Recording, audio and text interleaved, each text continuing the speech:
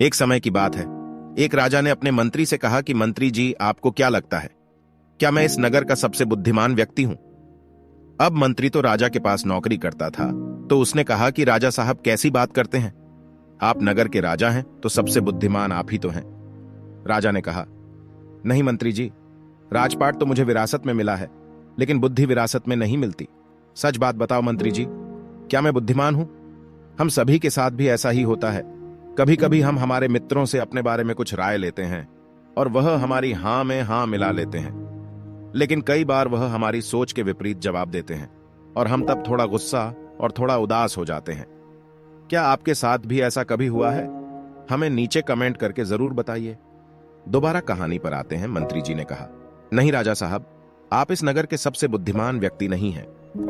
यह बात सुनकर राजा को थोड़ा सा गुस्सा आया, लेकिन राजा ने गुस्सा नहीं किया, क्योंकि राजा को पता था कि बुद्धिमान व्यक्ति कभी गुस्सा नहीं करता है। राजा ने अपने मंत्री से कहा कि मंत्री जी, तो फिर बताओ कि बुद्धिमान आदमी कैसा होता है? तो मंत्री ने कहा कि राजा साहब, इस नगर में बहुत सारे बुद्धिमान लोग होंगे, लेकिन हमें उनको ढूंढना पड़ेगा। तो राजा ने कहा कि ठीक है, इसमें ढूंढने की क्या जरूरत है, हम यहाँ के राजा हैं। आप नगर में ढिंढोरा पिटवा दीजिए कि जो बुद्धिमान आदमी हो वो हमारे राज्य में आ जाए, उसको राजा साहब बुला रहे हैं। ये बात सुनने के बाद मंत्री जी कहते हैं कि राजा साहब, बुद्धिमान आदमी कभी भी अपने आप को बुद्धिमान नहीं कहता है, इसीलिए अगर हम ढिंडोरा पिटवा भी देंगे तो हमारा महल मूर्खों से भर जाएगा, क्योंकि मूर्ख आदमी ही अपने आप को बुद्धिमान कहेगा और वो अपने आप को बुद्धिमान साबित करने के लिए यहां आकर अनाप शनाप बातें करेगा। इसीलिए हमें कोई और रास्ता ढूंढना होगा। उसके बाद मंत्री जी रात भर सोचते हैं कि ऐसा कौन सा तरीका हो सकता है जिससे कि बुद्धिमान आदमी हमारे राजा के पास आ जाए। दूसरे दिन मंत्री जी राजा के पास जाते हैं और कहते हैं कि राजा साहब, आपके लिए मेरे पास एक बहुत अच्छी तरकीब है। यदि हम यह तरीका अपनाते हैं तो बहुत ही जल्दी बुद्धिमान आदमी हमारे पास आ जाएगा और हम उसे पकड़ लेंगे। राजा ने कहा कि ठीक है, बताओ कौन सा तरीका है? मंत्री जी ने कहा कि हम पूरे नगर में एक ढिंढोरा पिटवा देते हैं। जो कोई भी व्यक्ति ऐसी बात बताएगा जो हमारे राजा ने कभी न सुनी हो, तो हम उसको 1000 मोहरें देंगे। यह सुनने के बाद राजा थोड़ा हैरान सा हुआ। राजा ने कहा, मंत्री जी, आप क्या चाहते हैं कि हम कंगाल हो जाएं? ऐसी तो बहुत सारी बातें हैं जो हमने सुनी नहीं है, और कोई व्यक्ति आकर हमें ये बातें बताएगा तो हमें 1000 मोहरें देनी होंगी। मंत्री जी ने कहा कि कोई बात नहीं राजा साहब, इसका भी एक तरीका है। अगर हमें कोई भी नई बात बताएगा तो हम कह देंगे कि ये बात तो हमने पहले से सुन रखी है, और यदि हम ऐसा कह देंगे तो हमें 1000 मोहरें नहीं देनी होंगी। लेकिन जो बुद्धिमान आदमी होगा वो हमसे कोई नई बात नहीं करेगा, बल्कि वो आदमी मोहरे पाने के लिए कुछ ऐसा तरीका अपनाएगा कि हमारे पास कोई और रास्ता ही नहीं बचेगा और हमें वो 1000 मोहरें देनी ही पड़ेगी। यदि कोई ऐसा आदमी हमारे सामने आएगा तो हम उसे पकड़ लेंगे, क्योंकि वो ही आदमी बुद्धिमान होगा। उस राजा ने पूरे राज्य में ढिंढोरा पिटवा दिया तो बहुत सारे लोग आने लगे और राजा को नई नई बातें बताने लगे। हर बात को सुनकर राजा यही कहता है कि भाई, ये बात तो मैंने सुनी हुई है। दूसरे राज्यों से भी लोग आने लगे, क्योंकि 1000 मोहरों की लालच में बहुत सारे लोगों ने अलग अलग बातें बताई।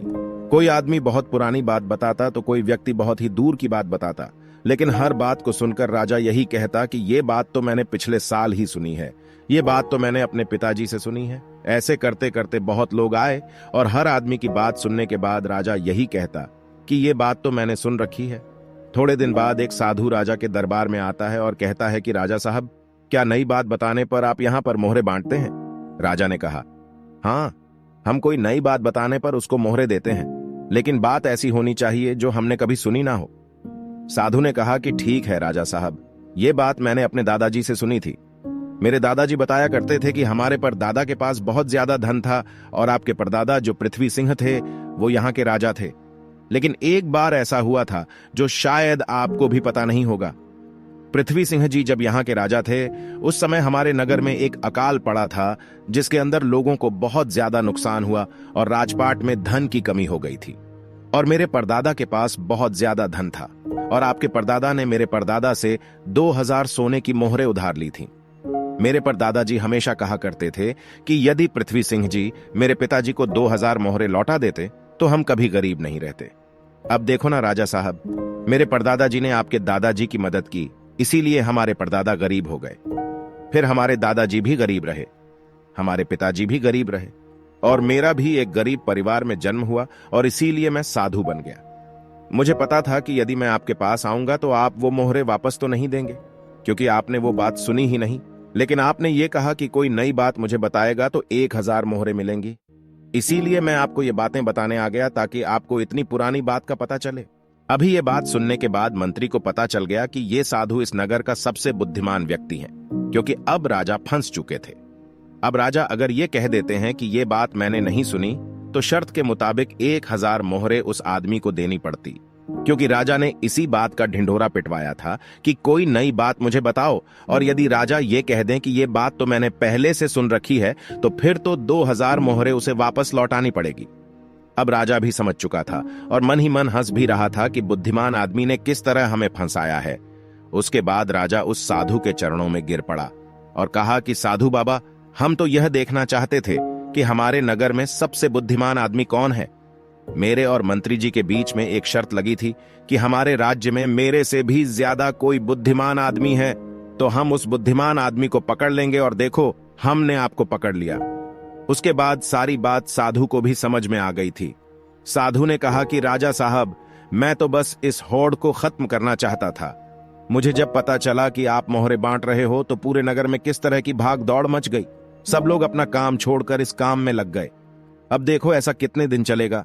यदि वो अपना काम छोड़कर इस काम में लगे रहेंगे तो हमारे राज्य का क्या हाल हो जाएगा। मैं तो बस इस बात को खत्म करना चाहता था, इसीलिए मैंने ये तरकीब अपनाई। उसके बाद वो राजा कहते हैं, साधु महाराज, लेकिन एक बुद्धिमान आदमी होता कैसा है? कौन से गुण होते हैं जो उसे बुद्धिमान बनाते हैं? उसके बाद वो साधु बाबा कहते हैं कि वैसे तो बुद्धिमान आदमी को पहचानना काफी मुश्किल होता है, क्योंकि बुद्धिमान और मूर्ख व्यक्ति एक जैसे ही दिखते हैं, लेकिन दोनों में बड़ा फर्क होता है। आज मैं आपको ऐसी 9 बातें बताता हूं जिससे आप एक बुद्धिमान आदमी का पता लगा सकते हैं। और यदि ये गुण आपके अंदर है तो आप एक बुद्धिमान आदमी हो, और यदि आपके अंदर नहीं है तो इन गुणों को पहचान कर आप बुद्धिमान बन सकते हो। उसके बाद वो साधु बाबा कहते हैं कि बुद्धिमान आदमी का सबसे पहला गुण होता है कि वो हर काम को समय के अनुसार करता है, फालतू समय को भी उपयोग में ले लेता है, और इसके लिए वह सबसे महत्वपूर्ण कामों को सबसे पहले करता है।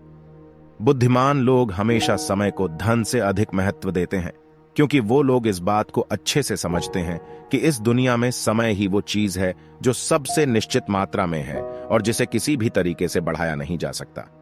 इसीलिए वो हर काम की सूची बनाते हैं और उन्हें समय पर पूरा करने का प्रयास करते हैं। बुद्धिमान लोग आलसी नहीं होते, वो अपने काम को टालते नहीं है। आलस्य को वो अपना सबसे बड़ा शत्रु मानते हैं। वो खुद को इन आदतों का शिकार कभी नहीं होने देते। काम को टालने की आदत इंसान को कभी आगे नहीं बढ़ने देती। दूसरा गुण जो बुद्धिमान व्यक्ति की पहचान होता है वो होता है कि उसको किसी से कोई शिकायत नहीं होती। वो समझते हैं कि इंसान गलतियों का पुतला होता है, इसीलिए माफ कर देना ही इंसान का सबसे बड़ा गुण होता है। यदि बुद्धिमान आदमी के सामने कोई आदमी गलती भी कर देता है तो वो उसको सिर्फ समझता है ना कि उस पर गुस्सा करता है, क्योंकि उसे पता है कि इंसान से गलतियां होती रहती है और बुद्धिमान आदमी अपनी गलतियों से ही सीखता है। यदि वो गलती कर भी लेता है तो उसे पता होता है कि यह गलती मैं एक ही बार करूंगा, उस गलती को दोबारा से कभी दोहराऊंगा नहीं। कहते हैं कि एक बार इंसान गलती करता है, लेकिन वही गलती कोई इंसान अगर दोबारा दोहराता है तो वो इंसान नहीं, वो मूर्ख होता है। इसीलिए बुद्धिमान आदमी यदि गलती कर भी देता है तो वो एक बार ही करेगा और उस गलती से बहुत कुछ सीख भी लेगा। तीसरा गुण, बुद्धिमान आदमी कभी गुस्से में कोई फैसला नहीं लेता और ना ही कभी ज्यादा खुशी में कोई फैसला लेता, क्योंकि उसे पता है कि गुस्से के अंदर लिया हुआ फैसला कभी भी फायदा नहीं पहुंचाएगा, क्योंकि गुस्से में हमारा दिमाग काम करना बंद कर देता है और उसमें हमें कोई फैसला नहीं लेना चाहिए। और दूसरी बात है, खुशी में कोई फैसला नहीं लेना चाहिए, क्योंकि जब हम खुश होते हैं तो हम बहुत ज्यादा उत्तेजित होते हैं और उस वक्त जो भी हम फैसला लेते हैं वो उत्तेजना के वश होकर लेते हैं और उत्तेजना में लिया गया फैसला पछतावे का कारण बनता है। इसीलिए बुद्धिमान आदमी जानता है कि ना तो गुस्से में कोई फैसला लेना चाहिए और ना ही ज्यादा खुशी में कोई फैसला लेना चाहिए। इसीलिए जब बुद्धिमान आदमी कोई फैसला लेता है तो वो बैठकर शांति से सोचता है कि इसका क्या परिणाम होगा। वो दोनों परिणामों को अच्छी तरह से देखता है, सही को भी देखता है और गलत को भी देखता है। ये भी देखता है कि इसका फायदा क्या होगा और ये भी देखता है इसका नुकसान क्या होगा, और उसी के बाद कोई फैसला लेता है। चौथा गुण जो बुद्धिमान आदमी के अंदर होता है वो होता है कि वो अपने मन की बातें कभी किसी को नहीं बताते। बुद्धिमान लोग इस बात को जानते हैं कि आज जो हमारा मित्र है वो कभी भी हमारा शत्रु बन सकता है। वह अपनी व्यक्तिगत बातें, अपनी कमजोरियां, अपनी ताकत किसी के सामने नहीं बताते, लेकिन ज्यादातर लोग अपने मन की बातें, अपने घर की बातें और ऐसी बातें जो दूसरों को बतानी नहीं चाहिए वह भी दूसरों को बताते रहते हैं। उसके बाद वो उन्हीं बातों की वजह से फंस जाते हैं। उन्हें दुख मिलता है, धोखा मिलता है, फिर वो परेशानी में पड़ जाते हैं और फिर दूसरे लोगों को दोष देते हैं। इसीलिए बुद्धिमान आदमी ऐसा कभी नहीं करता, क्योंकि उसे पता है कि घर के भेद या अपने भेद दूसरों को बताएंगे तो इससे हमारा ही घाटा होगा, हमें ही नुकसान होगा। इस चीज से बचने का एक उपाय भी है और इसका उपाय है दूसरों के मन की बातें पहले ही जान लेना।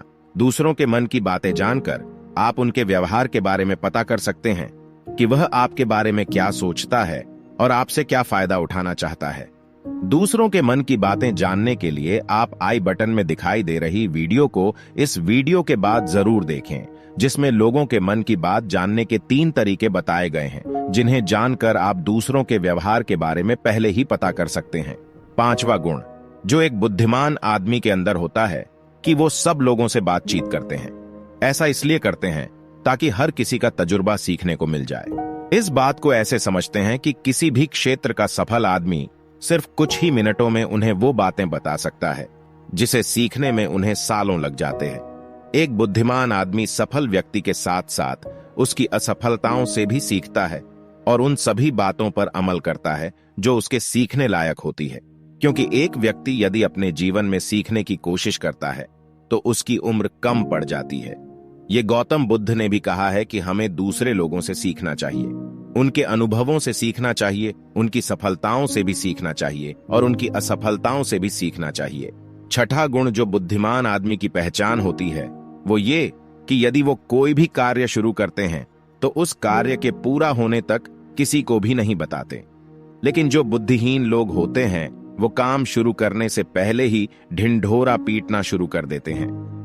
उन्हें लगता है कि हमारी वाहवाही होगी और यही उनकी सबसे बड़ी कमी होती है, क्योंकि यदि हम किसी काम की शुरुआत करते हैं और पहले ही उसका ढिंढोरा पीट देते हैं तो बाद में उस काम के नाकामयाब होने पर हमारी बेइज्जती होती है।